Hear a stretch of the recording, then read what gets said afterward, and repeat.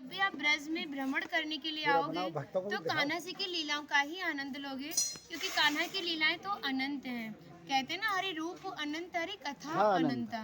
लेकिन जब भी आप भांडीर वन में प्रवेश करोगे, कभी शास्त्रों का अध्ययन करोगे या किसी के मुखार विंद से श्रवण करोगे तो ज्ञात होगा कि भांडीर वन में एकमात्र लीला नहीं है, यहाँ पे हमारी 14 लीलाओं का उल्लेख है। प्रथम लीला श्री जी के विवाह की मानी जाती है, लेकिन सबसे बड़ा ग्रंथ श्रीमद् भागवत जी को माना जाता है।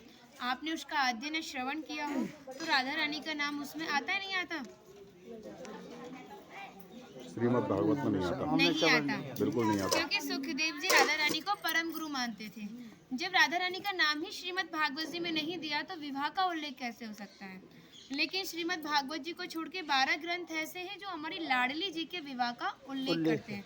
लेकिन जिस भांडीर वट के नीचे आप खड़े हो, इसका श्रीमद् भागवत जी के 10वें स्कंद के 18वें अध्याय में 22वां श्लोक कि बृहंतो बाहि मानस्य 4 यंत्रस्य गोदनम भांडीरकम नाम बटम जम्बू कृष्णम प्रोग्राम, यानी वृक्ष द्वापर युग में बहुत विशाल था, 4 योजनों में फैला हुआ था। इसकी जो सीमा थी वो 15 किलोमीटर में थी, तो इसको पंचकोशीय वृक्ष के नाम से भी जानते थे।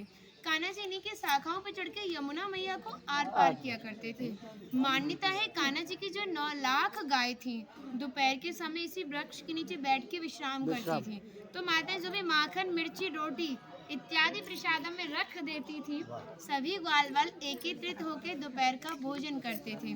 और भांडीर वन में सबसे बड़ा विशेष फल इसी प्रसादी का बताया गया है, क्योंकि आप कभी किसी विवाह में जाते हैं तो बिना अन्न प्रसादी के नहीं आते। आप तो लाडली जी के विवाह स्थल ही आए हो।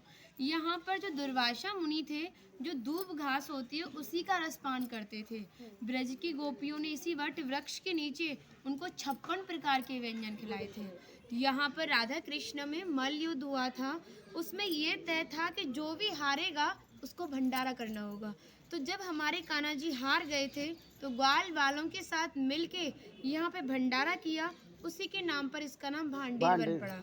यहाँ पर ब्राह्मण पत्नियों ने भी कान्हा जी को भोजन प्रसादी खिलाई है, और ठाकुर जी ने ब्रजवासियों से ये टुकड़े मांग के पाए थे, तभी नाम दिया था इसका मधुकरी।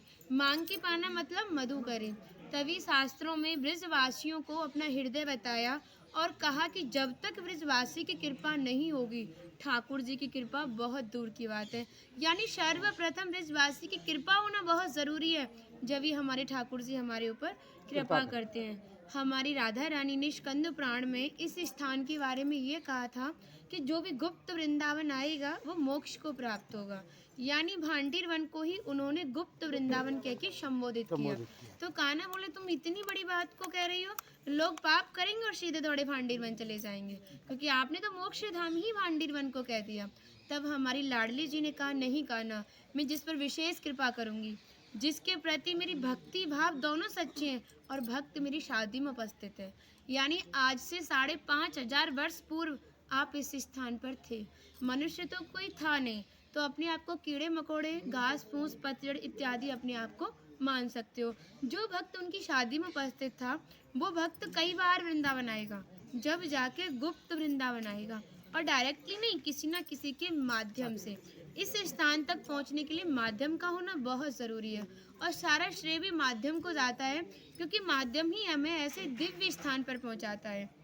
और जो भी भक्त भांडीर वन में प्रवेश करेगा, प्रवेश करने से जो कान्हा ने 14 लीलाएं भांडीर वन के अंदर की हैं, उनके दर्शन मात्र का फल प्राप्त होगा।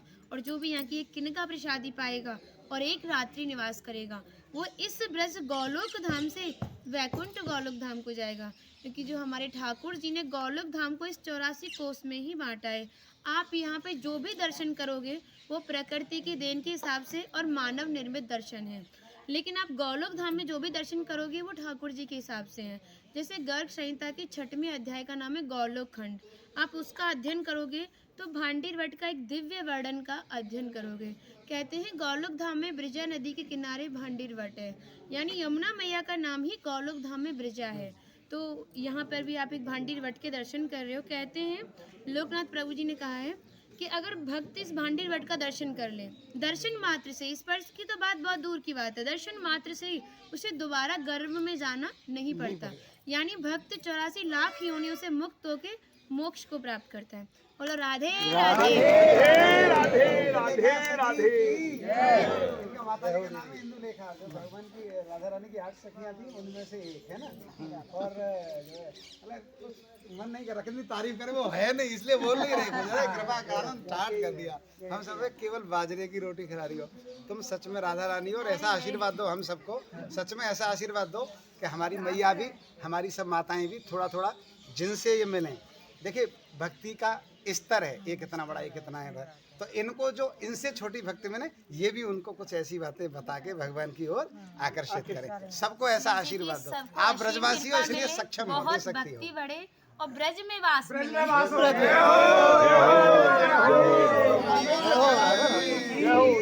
से पहले कह दिया आपने।